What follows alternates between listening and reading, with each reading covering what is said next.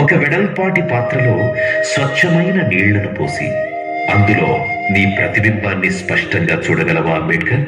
చూడగలను భగవాన్. అది నీ ప్రతిబింబమే కదా? అవును, సత్యంగా నా ప్రతిబింబమే భగవాన్. మంచిది. ఆస్తుల పట్ల, వస్తువుల పట్ల, మనుషుల పట్ల విపరీతమైన కోరికలు ఆవహించిన ఆరాటమున్న వాళ్ళని మనం ఏమనంటాం? రాగబంధంలో కూరుకుపోయారు అంటాం.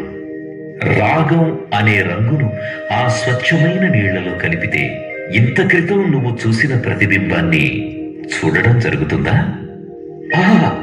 జరగదు భగవాన్. రాగం ఒక ఆటంకం.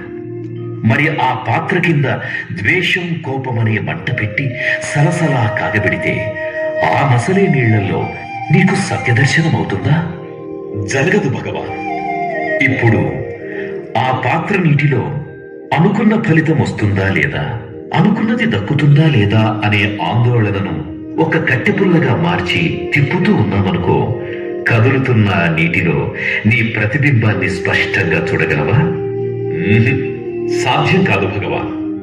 నీ మనసు ఆందోళనతో నిండినప్పుడు సత్యదర్శనం పొందలేవు. అలానే సోమరితనం, అజ్ఞానం అనే కాలుష్యాలు చెత్తా చెదారం, దుమ్ము ధూళిగా ఆ నీటిలో పైపొరగా కమ్మితే నీ ప్రతిబింబాన్ని దర్శించగలవా? దర్శించలేను భగవాన్. ఇక చివరి ఆటంకం, ఆ పాత్ర నీళ్లలో రంగు లేదు, అవి మరగడం లేదు, పుల్లతో తిప్పడం లేదు, చెత్తా చెదారము లేదు, దుమ్ము ధూళి లేదు. నీరు చాలా తేటగా ఉంది. కాని కుశంక, అనుమానమనే చీకట్లోకి ఆ నీటి పాత్రను తీసుకువెళ్లి చూస్తే నీ ప్రతిబింబం కనిపిస్తుందా అంబేద్కర్? కనిపించదు భగవాన్. అర్థమయ్యింది. రాగం, ద్వేషం, ఆందోళన, సోమరితనం, నిస్సత్తువ, కుశంక, అనుమానం అనే ఆటంకాలు దుఃఖ నివారణ మార్గంలో సత్యాన్ని దర్శించనీయవు అని అర్థమైంది.